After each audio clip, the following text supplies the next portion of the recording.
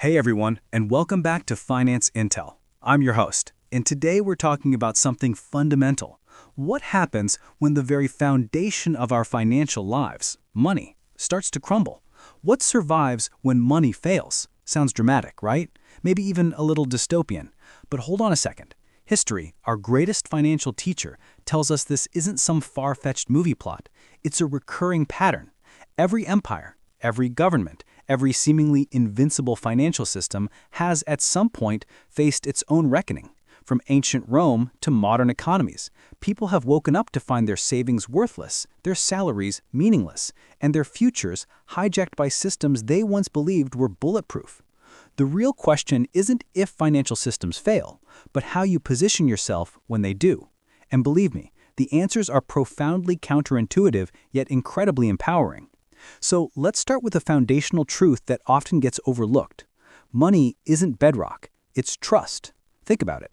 When you hold a banknote, you're not holding intrinsic value, you're holding a promise.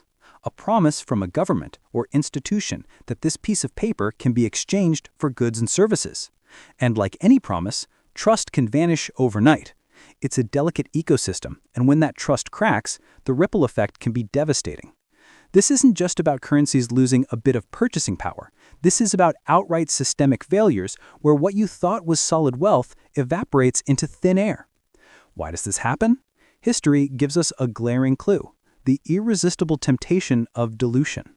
Throughout history, governments and rulers have struggled to resist the urge to dilute their money supply. Take the Byzantine Empire, an empire that lasted 1,000 years after the Western Roman Empire fell.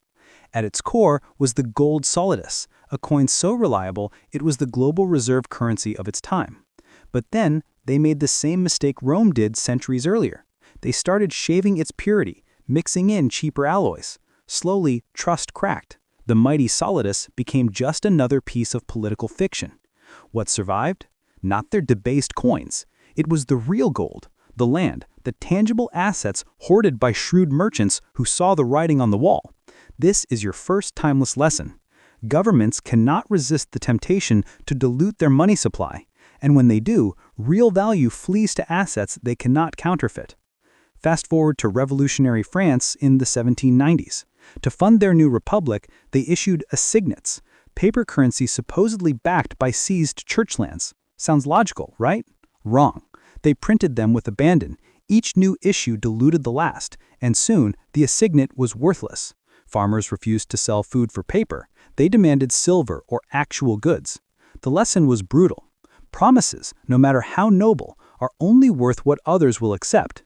When trust breaks, your savings don't just shrink, they vanish. And right here in America, during the Civil War, both the Union and Confederacy printed staggering amounts of money. The Confederate graybacks became a cruel joke, literally worthless. What held value? Land, food, gold, anything real that the system couldn't inflate away. So what's the takeaway from this historical pattern? Tip number 1 for financial survival: don't put all your faith in fiat currency. While essential for daily transactions, understand its inherent fragility. Diversify into assets that retain intrinsic value. We're talking about things like physical gold and silver, high-quality real estate, or even productive land.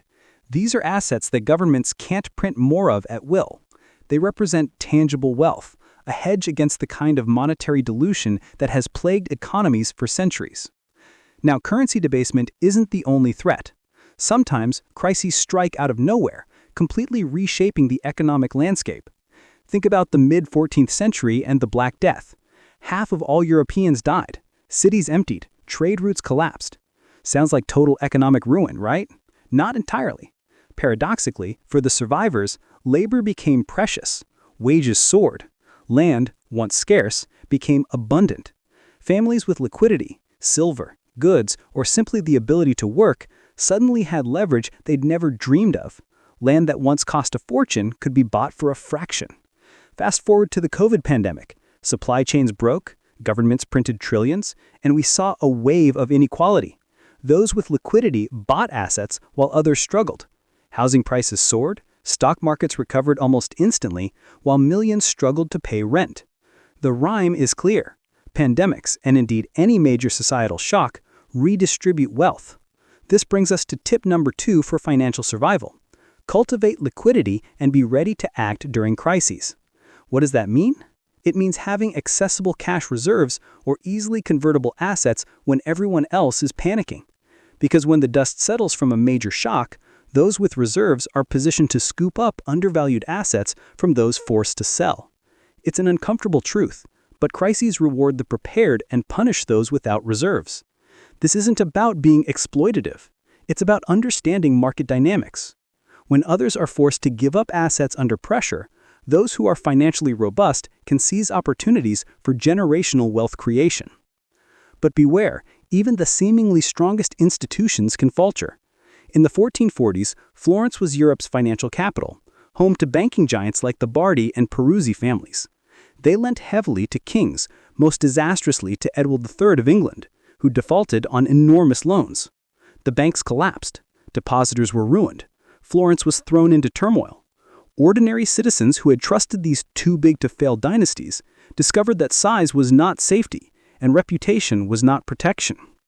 This lesson repeats itself through every century, from the Florentine crash to Lehman Brothers in 2008 to the banks of Lebanon freezing accounts in 2019. The survival playbook tells us that an institution's promises are only good until the day they aren't. Your money in the bank isn't a treasure chest. It's a loan you've made to an institution that can decide in a crisis not to pay you back. This brings us to tip number 3 for financial survival.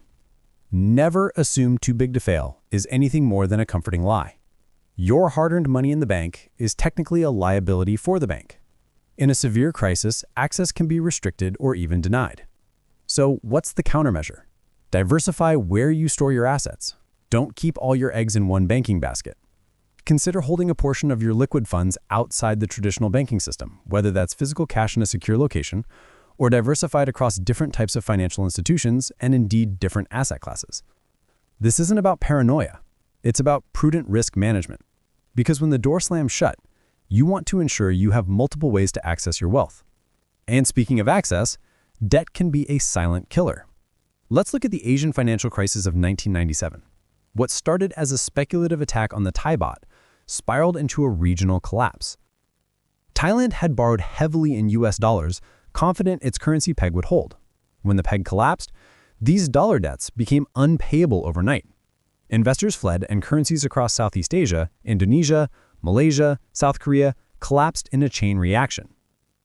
Economy shrank, unemployment soared, ordinary citizens whose savings lost value, whose mortgages doubled in cost, whose jobs evaporated, suffered immensely. The pattern was agonizingly familiar. Those who held dollars or assets abroad survived better than those who trusted local currency. This echoes a fundamental lesson.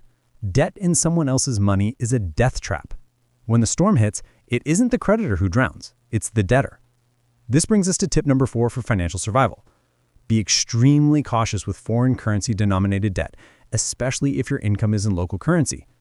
While debt can be a powerful tool for growth, it becomes a massive vulnerability if your ability to repay is tied to a currency you don't control or if your local currency dramatically devalues.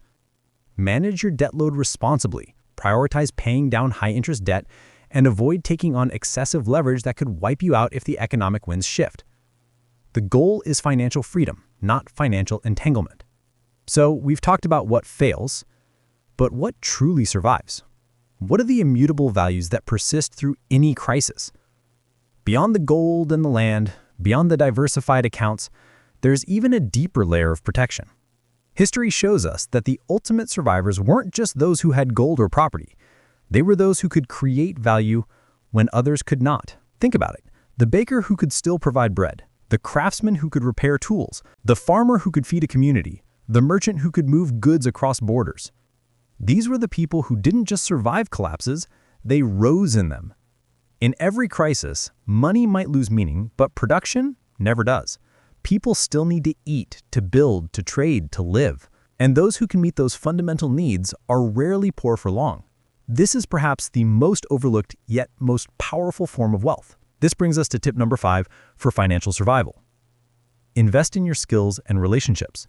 Your ability to produce, to create, to adapt, and to contribute tangible value to your community is an asset that no government can devalue And no bank can freeze. Whether it's a trade skill, a specialized service, or the ability to grow your own food, these are forms of human capital that become invaluable when traditional financial systems falter.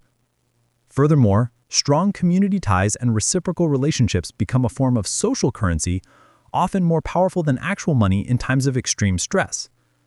People trust people, especially those who can deliver real value when it's needed most. And here's the powerful paradox that should truly wake you up. Collapse is both a tragedy and an opportunity. For the unprepared, it is ruin. But for those with resilience, liquidity, and assets that cannot be printed away, it is the moment to acquire wealth at a fraction of its former cost. After the Black Death, peasants became landowners because there was too much land and not enough people to farm it. After the 2008 financial crisis, those with cash bought homes while millions were foreclosed on. History shows us that protection isn't just about defense, it's also about positioning yourself to seize what others, under pressure, are forced to give up. This isn't cold-hearted. It's simply understanding the mechanics of wealth transfer during periods of immense upheaval. So let's put it all together. The ultimate protection against financial collapse isn't blind faith in institutions or the hope that governments or banks will save you. It's a powerful combination of several key elements. Real assets, holding tangible, non-counterfeitable value like physical precious metals and strategically chosen real estate. Liquidity and readiness, maintaining accessible reserves to capitalize on opportunities during crises. Institutional diversity, not concentrating all your financial assets in a single bank or financial system. Debt prudence, avoiding excessive, especially foreign currency-denominated debt. Valuable skills and strong relationships, cultivating human capital that can create value irrespective of monetary systems, and building resilient community ties. Every crisis is, in essence, a transfer. A transfer from the many who trusted blindly to the few who prepared diligently, from paper promises to tangible value, from passive savers to active builders and resilient individuals. History has shown this pattern again and again. The question, then, is not whether everything falls apart. It always does, in some form, at some time. The question is whether you will be one of the many left holding worthless promises, or one of the few holding something truly real, something enduring. Because history doesn't just repeat. If you ignore it, it will crush you all the same. This isn't about fear-mongering. It's about empowerment. It's about understanding the deep currents of financial history so you can navigate the future with confidence, no matter what storms may come. If this perspective sparked your curiosity and equipped you with valuable insights, hit that like button, subscribe to Finance Intel for more deep dives, and share this video with anyone who needs to hear these truths. Because together, we build a more resilient financial future. Thanks for watching, and I'll see you in the next video.